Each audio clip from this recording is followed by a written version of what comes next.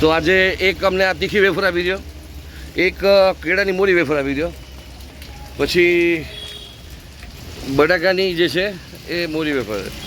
Good morning, happy Janmashtami to everybody. Happy Janmashtami. ભાઈ, આપણા રાજકોટમાં અને આખા ગુજરાતમાં આમ જો તો મેઘરાજાએ જે ધબધબાટી બોલાવી છે, આપણા હાથમાં કશું નથી.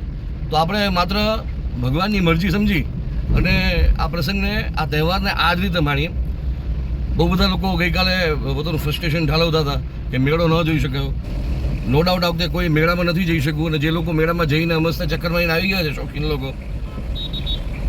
એ લોકોને આ વખતે જન્માષ્ટમીમાં જરાક લાવો મળી ગયો.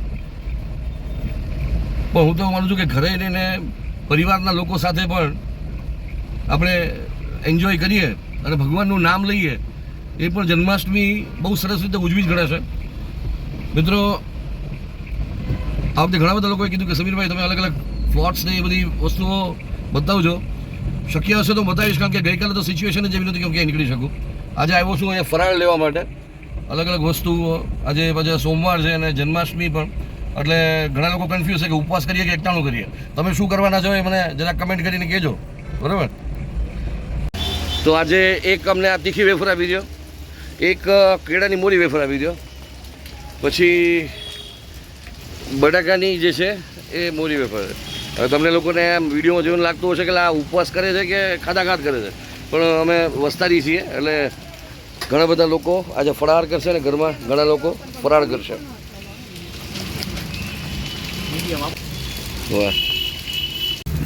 સવારમાં મહાદેવના દર્શન કરી અને જલ ચડાવી અને આ ટર્મની શરૂઆત આપણી તો સરસ થઈ ગઈ છે વરસતા વરસાદમાં પણ. અને જે પરિસ્થિતિઓમાં મોજમાં રહેતા શીખીએ એ આપણા ગુજરાતીનું મેઇન કામ. હા, અને ખાધાઘાત તો કરવાનું જ હોય. ઘણા બધા લોકો કહે છે કે ફરાળ રહ્યા છો કે ભાઈ ખાધાઘાત કરવાના છે. તો we are 11 family members in our family, એટલે બધા ફરાળ ના રહેતા હોય. અમુક ફરાળની સાથે ફરાહાર પણ કરતા હોય. તો આજે રસ્તામાં ક્યાંક ને ક્યાંક નવા નવા ફ્લોટ્સ હશે તો તમે બતાવીશ. પણ ગઈકાલે તો સિચ્યુએશન જેવી છે કે કેમેરો બહાર કાઢી શકાય એમ હતું, મોબાઈલ બહાર કાઢી શકાય એમ નથી. Let's see. જો અત્યારે આપણે છીએ બ્રહ્મ સમાજ ચોક, અને અહીંયા તમને ખૂબ જ સુંદર ફ્લોટ્સ મળી જશે. ભગવાન શ્રી હરિ વિષ્ણુનું વિશ્વ સ્વરૂપ અને એની પાસેથી જ્ઞાન અર્ચિત કરતા અર્જુન. અહીંયા શ્રી રામ પરિવાર. તો જે લોકો ઘરની બહાર નથી નીકળી શક્યા એમને હું આ તિરુપતિ નગર પાસેનો આ ફ્લોટ દેખાડી દઉં. અહીંયાથી બેઠા બેઠા દર્શન કરી શકશો. રાધે કૃષ્ણ, અહીંયા કૈલાશ, અને અહીંયા ભગવાનની કુટીર બનાવી છે. તો આ અહીંનો ફ્લોટ સુંદર છે એકદમ. સવારના પોરમાં શરૂઆત થઈ ગઈ છે. અહીંયા લોકો દર્શન કરવા આવી રહ્યા છે. અહીંયા શું છે? અહીંયા કાંઈ નથી, આ ખાલી ફ્લોટ અહીંયા છે એમ.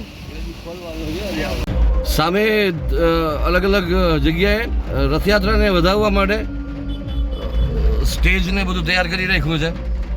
રથયાત્રા અહીંથી હમણાં નીકળશે થોડી વારમાં.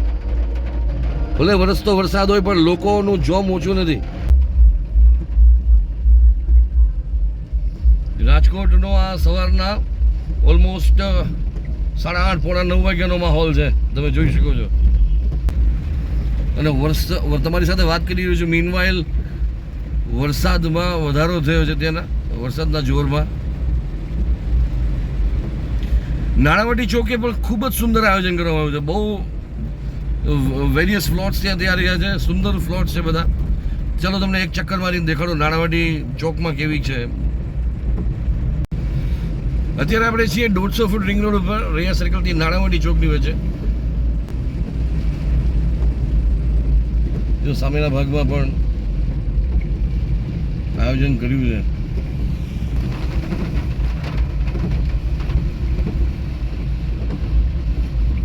જય રામનાથ યુવા ગ્રુપ દ્વારા આયોજિત જન્માષ્ટમી મહોત્સવ. તો આ છે 150 ફૂટ રિંગ રોડ પરનો નાણાવટી ચોક, અને નાણાવટી ચોકમાં ચોકની 4માંથી 3 બાજુએ ખૂબ જ સુંદર ફ્લોટ્સ જે છે ઊભા કરવામાં આવ્યા છે. અને તમને સનાતન સંસ્કૃતિની ઝાંખી જોવા મળી જશે.